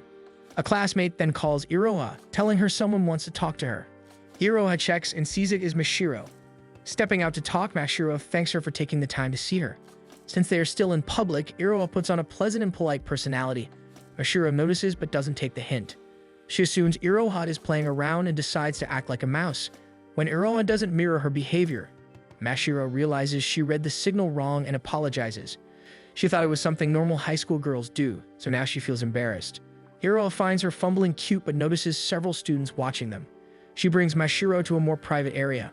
Mashiro admits she is worried because Akiteru entered class later than usual today, and she was hoping Iroha might know the reason. Iroha tries to insist that Akiteru is human and will have occasional inconsistencies in his schedule, but Mashiro insists he doesn't, noting that he always arrives at the exact same time. The fact that Mashiro memorizes Akiteru's daily habits and can confirm it makes Iroha feel uneasy. When Mashiro explains she is worried because she thinks he might be sick, Iroha suggests simply asking Akiteru. Mashiro says she gets too embarrassed, and given the timing of events, it would feel awkward to speak to him. She doesn't mention the confession, but Iroha already knows since she was there when Mashiro sent the message. This also means Akiteru hasn't given Mashiro an answer. She feels sorry for not telling Mashiro the truth, but it's hard to predict how Mashiro will take the news. Seeing how earnest and worried Mashiro is and how much she depends on her, Iroha decides to help ease Mashiro's worries. She tells her that Akiteru simply overslept because he was tired, and it's unlikely he is sick since he's a major health nut. Mashiro feels relieved and considers taking lunch alone today so Akiteru can focus on getting better instead of looking after her. Iroha tries to convince her to invite Akiteru to lunch since he usually eats alone anyway, but Mashiro says she will only trouble him. Iroha is certain that if Mashiro acted this sweetly in front of Akiteru, he would surely be smitten with her. The bell rings, so Mashiro heads back to class but asks Iroha if they can meet up again. Iroha is taken aback but reassures her that they can meet anytime since they're friends. Once Mashiro leaves, Iroha can't help but worry about Akiteru. Lunch arrives and Akiteru decides to eat alone. He had planned to use this time to talk to Mashiro, but she had immediately rejected his invitation. Iroha decides to sit beside him, cheerfully offering her company. Akiteru scolds her for being too friendly when he's supposed to be dating Mashiro, but Iroha says it's fine since most people at school don't even know who he is. Iroha insists he should enjoy eating with a cute girl like her and even offers him a rolled omelette. He sighs and refuses, prompting Iroha to complain about how much of a bummer he is. Akiteru corrects her, saying sighing has its benefits, but she should reflect more since she is the main reason he sighs. He then decides to ask Iroha about Mashiro. Since Iroha saw the confession, he admits he's been thinking about his answer. He's tried talking to Mashiro, but she keeps turning him down. Iroha feels irritated when Akiteru mentions that this is the first time anyone has confessed to him. He notices Iroha has a strange expression and doesn't understand why she's upset when he's trying to open up. Iroha feels insulted because she has proclaimed her love for him numerous times, but he never counted any of them as confessions. She gets angry but stays vague about what she's upset over. Other students notice her mood when she walks off. To top it off, she messages Akiteru, calling him a jerk as soon as she leaves. Akiteru is surprised since Iroha normally doesn't explode at him like that. He feels everyone around him is acting strange and prays no more problems show up. However, he is called to Sumire's office again and he pales, wondering what could have happened this time. To his surprise, Sumire proudly shows him her new illustration, finished an entire week before her deadline. Akiteru is caught off guard and almost snaps at her due to all the irregularities of the day, but he quickly switches to praising and rewarding her. He prepares to leave, but Sumire asks for a favor.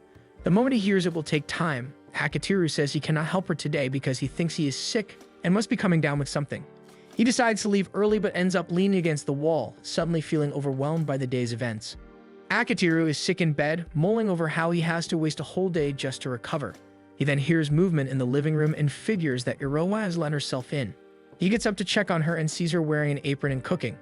Iroha explains that she got worried when she heard Akiteru went home early, so she decided to come over to check on him. Akiteru feels suspicious because Iroha usually reserves this polite personality for school and lets loose at his home. Sensing his unease, Iroha tells him she isn't playing any tricks. She tells him to return to his room and rest while she prepares his food. He does as told, and moments later, Iroha enters his room with the meal. She sets it on his table and insists on feeding him because she feels it is her duty to take care of him. She figures he's sicker and more tired than either of them assumed. She reminds him that he always brags about how his health is his capital, so he should let her take care of him on occasions like this so he can recover faster. He reluctantly agrees, so Iroha starts spooning him some porridge, blowing on a spoonful to make sure it's not too hot. Akiteru watches her and wonders how such a cliché event is happening to him as he leans forward so she can feed him properly. He takes a tentative bite and is surprised that it actually tastes good. He ends up finishing the whole bowl. He thanks Iroha for the food and she cleans his mouth with a towel. Embarrassed, he apologizes, but Iroha reassures him that she wants to do all this. She then tells him she'll clean up the mess and head home so he can focus on resting. After she leaves, Akiteru stares at the door, fully expecting Iroha to burst back in and announce she's staying longer in her usual playful tone. When she doesn't return, he messages her to ask if she's playing tricks on him. She replies harshly, and Akitiru can't help but think she's trying to be the opposite of Mashiro. Recently, Mashiro has been really sweet to him over text while maintaining her cold personality in real life, whereas Irova is the reverse. He realizes the two of them are always driving him up the wall with their personality shifts. Akitiru feels a headache forming as he tries to figure out how to deal with the two of them. Suddenly, Ozuma calls to ask if Akitiru is okay. He claims he knows Akitiru is having a problem right now because he created a system that monitors Akitiru's heart rate around the clock. Akitiru admits that it's a little creepy. Ozuma laughs and says it was only a joke. He just figured something had happened because Iroma had arrived home and shut herself in her room. Akitiru considers telling Ozuma what has been happening, but he realizes it would be too complicated since Ozuma isn't aware of Mashiro's confession. Ozuma notices Akitiru's silence and assumes these are issues Akitiru isn't free to talk about, so he tells him he doesn't need to explain anything. They then switch topics to Namako's new written scenarios. Akitiru proposes announcing in their group chat that he rejects the draft. He figures Namako will probably think he's the only one who dislikes the idea, so it's up to Ozuma to back him up in rejecting it so Namako will know the idea is really bad. They settle on that plan, and Ozuma reminds Akitiru to take better care of himself before hanging up. Akitiru notices that he feels a lot better and deems himself well enough to start working. The next day, Akitiru feels much better, and he figures they can finish Iroha's voice recordings after school. He messages Iroha about it, and she replies that she wants Akitiru to beg her to do it. They argue over text, and Iroha seems stubborn about wanting him to beg. She eventually gives in and agrees to do the recording. He then notices Mashiro furiously typing on her phone. He wonders if it's the novel she's working on. As much as he wants to improve his relationship with Mashiro, he needs to focus on working with the Fifth Floor Alliance because he lost a lot of progress while he was sick. He wants to be able to give her a proper answer soon, but Mashiro isn't even giving him an opportunity to talk. He realizes that if this keeps up, he may have to respond via text. When he leaves the classroom for a break, Sumire stops him to check if his fever is gone. When Akitiru tells her he's all better, she instructs him to follow her because she needs to show him something. Akitiru recalls that she had wanted to show him something before, but he had refused because he was dealing with too much at the time. He agrees to follow her now since she makes it sound very important. In her personal counseling room, Sumire begs Akitiru to save her drama club. She explains that the club might get disbanded if they do not at least pass the regional preliminaries of the National High School Drama Fair. The principal doesn't see much value in keeping the club, so this is their last chance to prove themselves. Akitiru fails to see the problem since the drama club's disbandment would mean Sumire has less work on her plate and could use that energy to create art for their company. Sumire tries to explain that one of the main reasons she wants the club to continue is that Midori, her little sister, is the current president. Akitiru tries to recall if he has ever met her, but nothing comes to mind. Sumire then gushes about how great and responsible Midori is.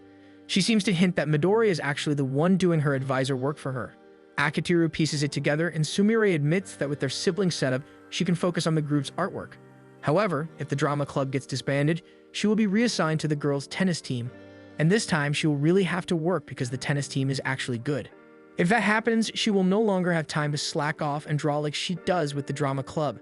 Akitiru wonders how Sumire is even an option to coach the tennis team.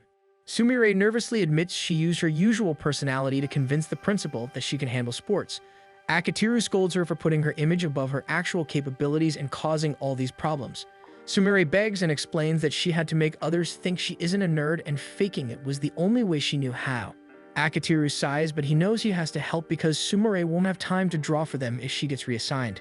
He stands and asks Sumire if the drama club is really that bad, and she confirms that they are, which is why she's begging for his help.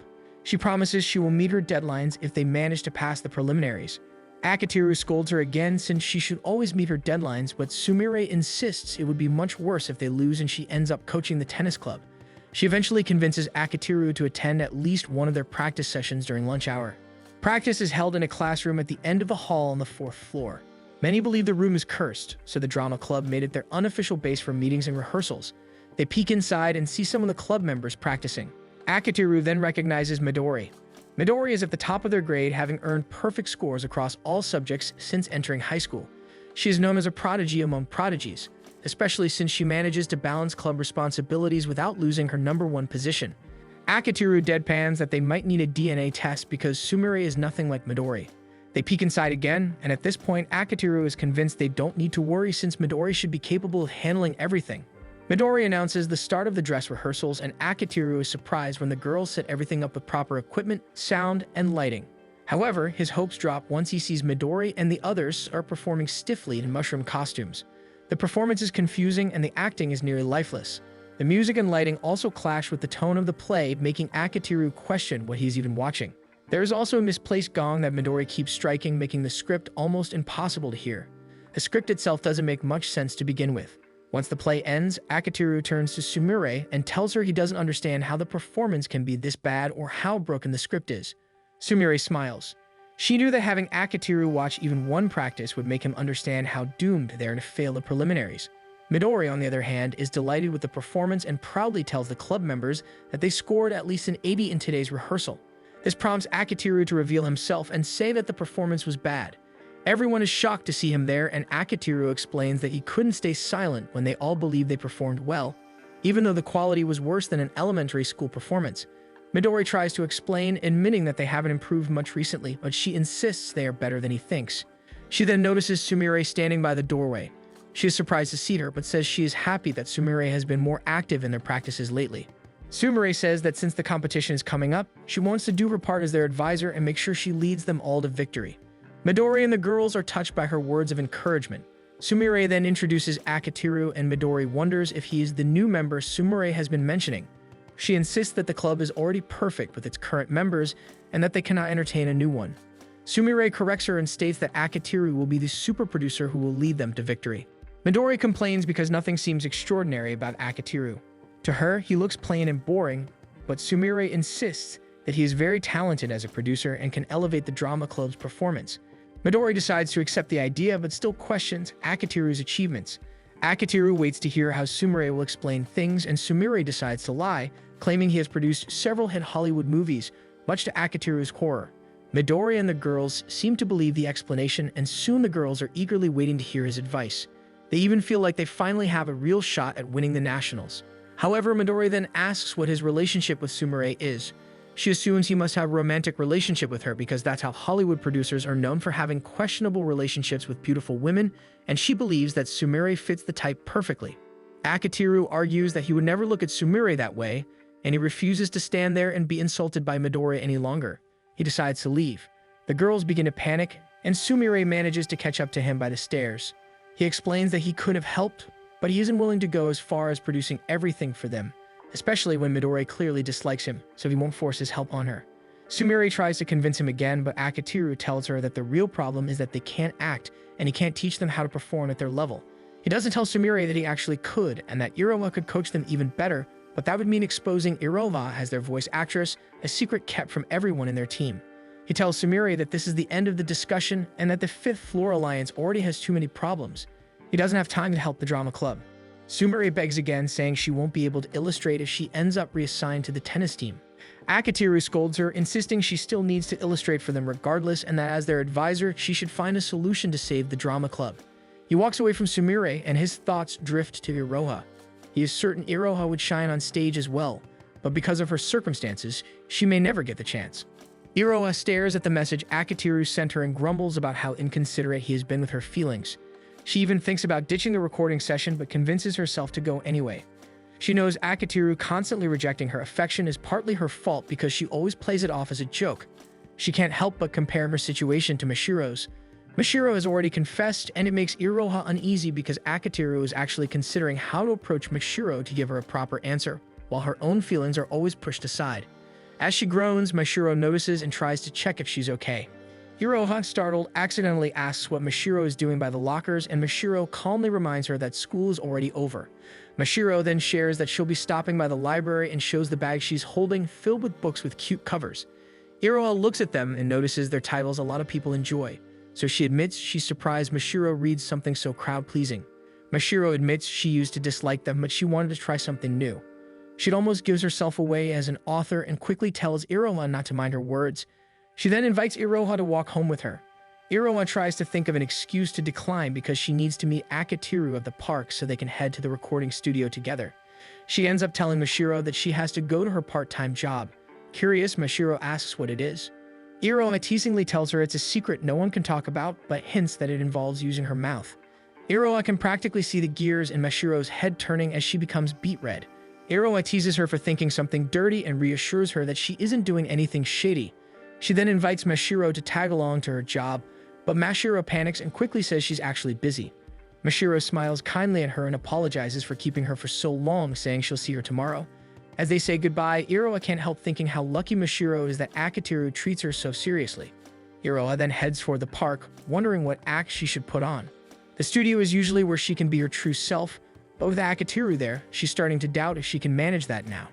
Akiteru waits at the park, feeling a little sick about something. Iroha approaches him with the aura of her usual honor student act. Akiteru is immediately put off and finds her behavior suspicious.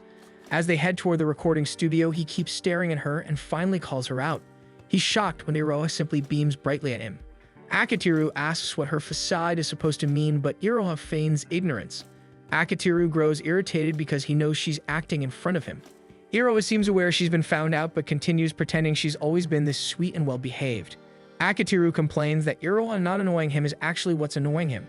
Iroha replies that it shouldn't be a problem since she's being sweet and docile, so he shouldn't be bothered at all.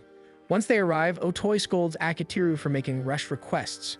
She demands her payment, and Akiteru hands her a bag of sweets. She seems satisfied with the offering and then asks if he has any tip for her. Prepared as always, Akiteru hands over a box of the latest cake from Mifuto. She accepts the cake and tells Akiteru he can continue to impose favors on her as long as he keeps bringing sweets. Akiteru always remembers to bring luxury sweets whenever they need her help because Otoi doesn't really treat this as a job.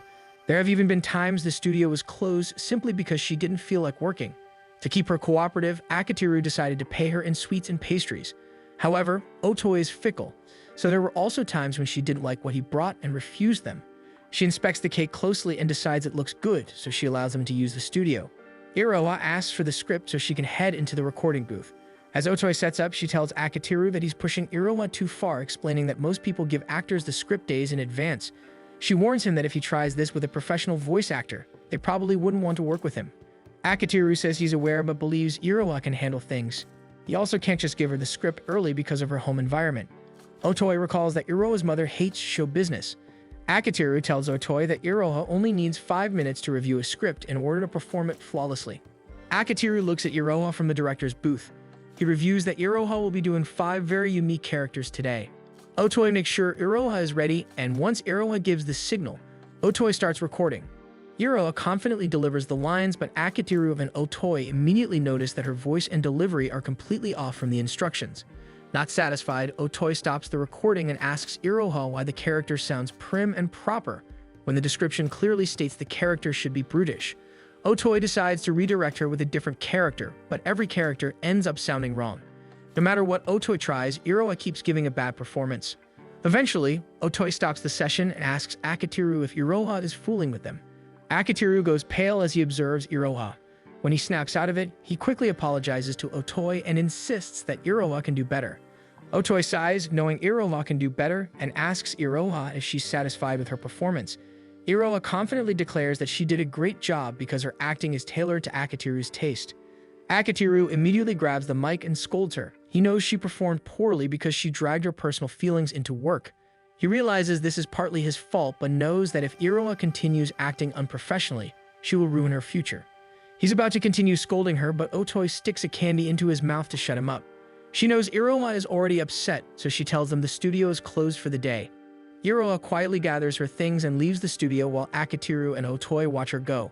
Akiteru turns to Otoi and thanks her for stopping him. He had been angry at Iroha and might have said something he would regret. Sensing something had happened, Otoi decides to ask what exactly went on, especially since Akiteru now owes her an explanation for the indirect kiss she just gave him. He decides to tell her about how turbulent Iroha has been with him lately, and Otoi muses about how funny fate is since now he's the one being toyed with instead of the other way around. She claims she's an expert at toying with people, but admits she's no expert when it comes to love or Iroha's personal feelings. However, she insists that she cares about Iroha's talent, and she won't tolerate it if Akiteru ends up ruining her. Otoi then explains that she's very confident in her hearing. She loves music and working with sound, which is why she's fully aware she has no talent to stand front and center in musical performances. When she realized that, she decided to play a supporting role in the industry. She could tell Iroha is a prodigy, and she wants to bring out Iroha's best because every time she hears Iroha voice act, she can feel the passion and hard work behind each character she brings to life. She shares that for Iroha, she's willing to devote the rest of her high school life to nurturing her talent. Akitiru realizes that both he and Otoi have been charmed by Iroha's ability. Otoi then threatens to make him pay if Iroha's dream gets crushed because of him. She then comments that Mashiro must be really cute. When Akitiru struggles to give her a straight answer, Otoi points out that he's never agonized over answering a girl before. He complains that Otoi hasn't been listening to his problem. Suddenly, Otoi pulls him into a hug. He tries to get out of her hold, but she explains that both of them simply don't understand romantic feelings. Then she asks if he can feel her heartbeat. She says she's aware it's beating fast, meaning that even if she doesn't understand romance, it doesn't mean moments of closeness don't affect her. When she lets him go, she tells him he's probably the same. Even if he thinks relationships are pointless, once he's put in a situation like this, he'll inevitably crave closeness. Akitiru realizes that Otoi is referring to Mashiro's confession and how much it has affected both him and Iroha. He understands now that he handled the situation poorly by hoping the confession would simply fade into the background unanswered, believing that would keep it from affecting anyone. However, he was mistaken. He thanks Otoi, and Otoi notes that the old spark in his eyes is back, so she's confident he can handle the situation now. He apologizes for wasting Otoi's time, but Otoi waves it off and says it's fine, though she still expects payment at their next session. When he leaves Otoi's place, he sends Mashiro a message saying he wants to have dinner with her, and that he will finally answer her confession. They end up in a really fancy restaurant, and Akitiru begins to chuckle at how nervous Mashiro looks. Mashiro tries to insist that her father can cover their dinner, but Akitiru reassures her that tonight is on him since he was the one who asked her out on a date.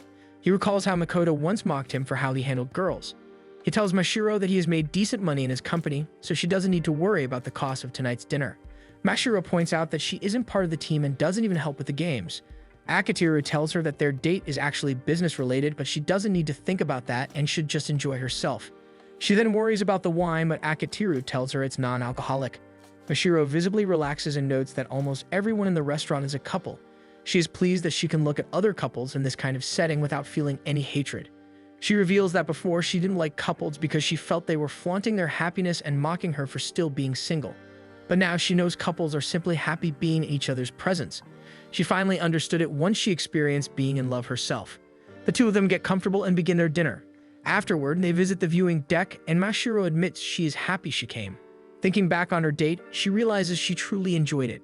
Akitiru decides to give her his answer, but Mashiro says she no longer needs it. Akitiru insists, saying he might regret not giving her one. Mashiro smiles at him and admits that she knows Akitiru is about to reject her. She had a feeling that he wanted to give her a wonderful memory before ending her hopes gently because of his kindness. Akitiru argues that she's wrong. He was going to reject her, but not out of kindness since he wanted to preserve his contract with Makoto. However, Mashiro refuses to believe that reason. She knows Akitiru was only saying it to make her feel better. She then says she was always aware she didn't stand a chance with him because even Iroha isn't his girlfriend yet. Iroha is incredibly cute, and if Akitiru hasn't fallen for her, then Mashiro feels she cannot compare. She explains that her confession was more for herself than anything else.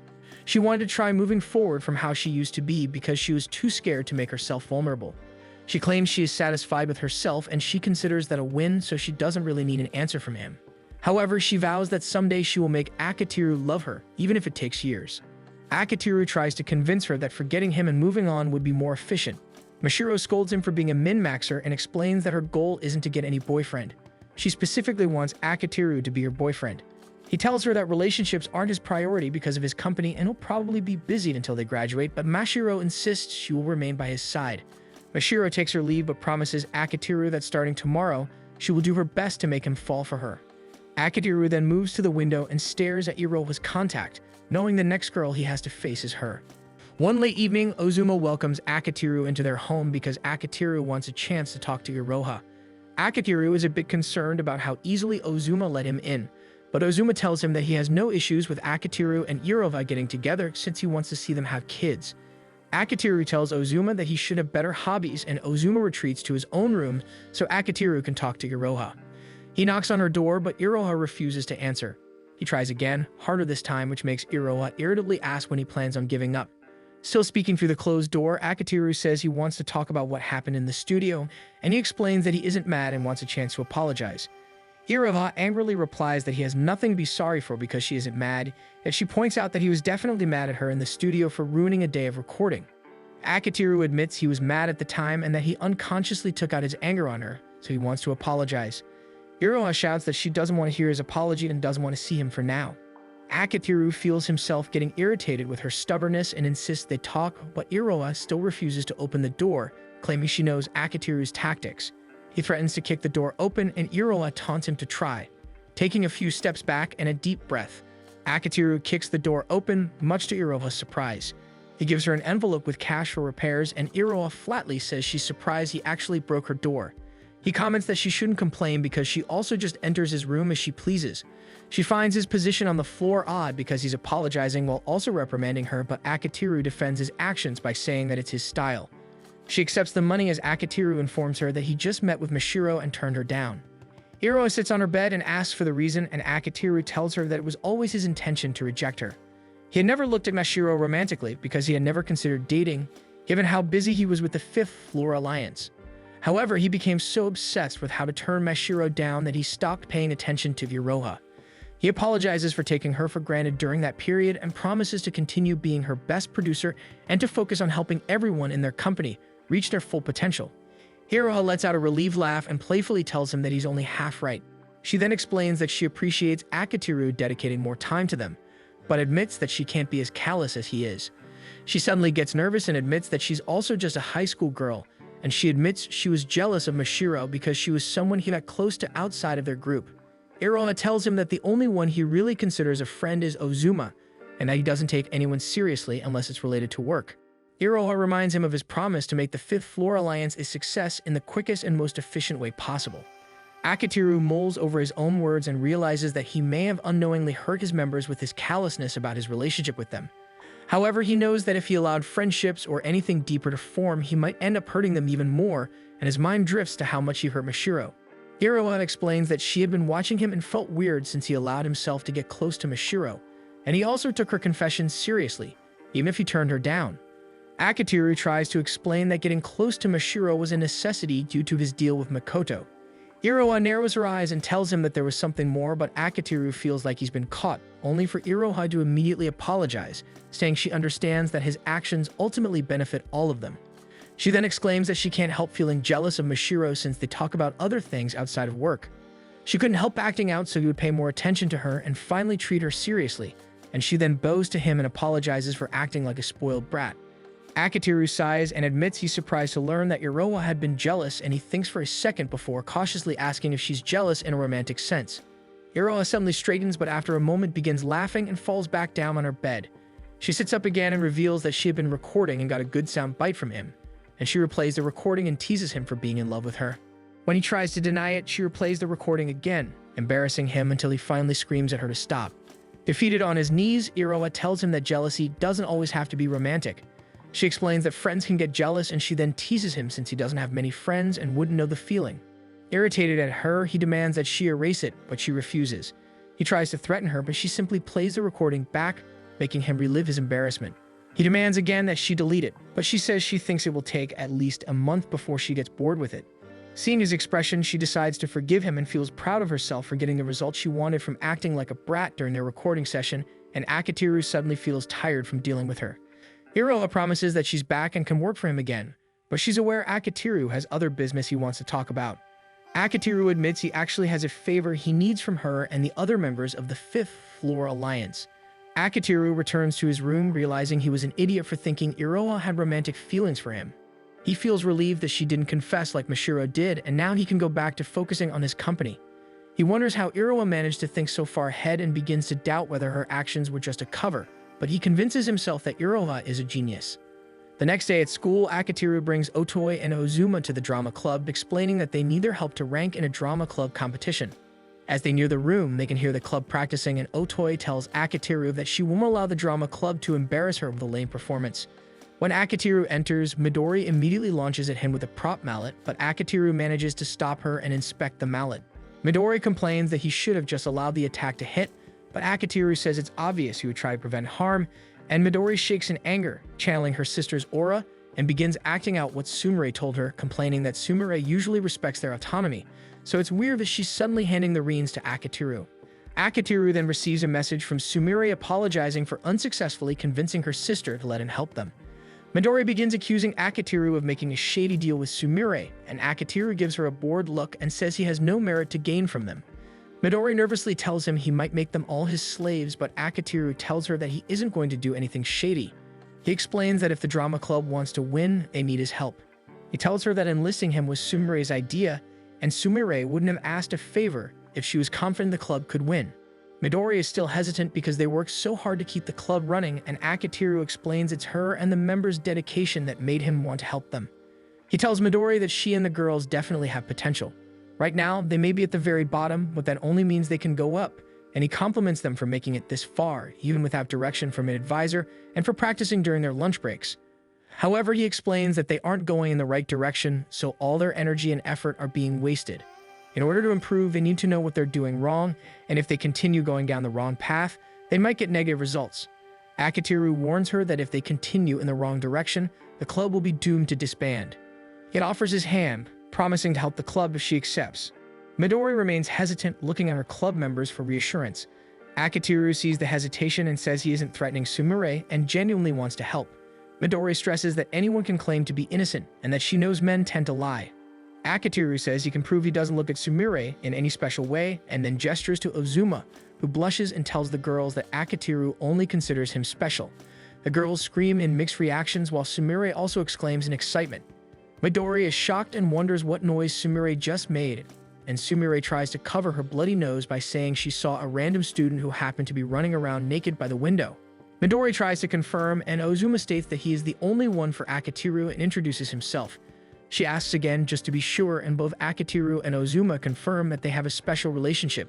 Akitiru thinks to himself that they aren't outright lying, nothing about their relationship is romantic, but he does consider Ozuma special because Ozuma is his only friend.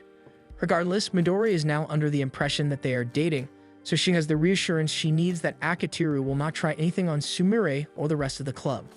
After calming down from the news, she decides to at least hear Akitiru out and shakes his hand, which relieves Sumire. Akitiru starts by introducing the members to Ozuma and Otoi, who will also be helping. He then writes on a whiteboard the main problems the club has and explains that their acting skills, screenplay, stage production, and music and sound are their biggest weaknesses. He says to worry about acting later. To improve the others, he flips the whiteboard where he had written possible solutions. He decides he can rework the rejected script that Namako submitted and make it into their stage play, while Ozuma can support Midori in reworking the set and other elements. Music and sound can be supervised by Otoi. They need to keep Sumire's job as their artist a secret, so Akitiru decides that anything art-related done by her will be credited to her alias. The girls are amazed, but Midori voices her concern about needing a new story. She feels it's too late to shift gears to a new script, especially since they would need to write one from scratch. Akitiru pulls out the draft Namako sent him and explains that it isn't a script yet, but he wants to use it as a base and offers for Midori to read it so she can decide. After reading the story, the girls in the room are moved to tears. Akitiru and Ozuma are a bit baffled by the reaction. After Namako rewrote the story, it became a lot better, but they didn't expect such a strong reaction from the drama club. Midori says that the script is perfect, but they have a problem. Two members also stand up and say they don't have the budget or time to rework the bigger props they need. Ozuma chimes in that they can make use of projection mapping, and the girls are amazed by his suggestion and agree to work on smaller props to make everything look more realistic. Akitiru looks over at Otoi and notices that she's already working with the members to improve music and sound, which means the problem now is taking care of the acting. Midori tells him that it isn't something that can be changed so easily. Akitiru says he plans on gathering all the actors to take intensive lessons from an instructor. They move to the next room where they meet Iroha with her face covered by huge shades and a hat to conceal her identity. Midori feels unsure about her, but Akitiru explains that she's a really good actor, but he needs to keep her identity a secret. Iroha says she can prove it with her acting skills, and Midori agrees that it's the only way to convince her and the rest of the club that she's the real deal. Iroha grabs the script and says she'll act out a scene, her eyes gleaming behind the thick shades, since she knows they will be shocked at what she can do. Thanks for watching. Make sure to subscribe so you don't miss new episodes every week.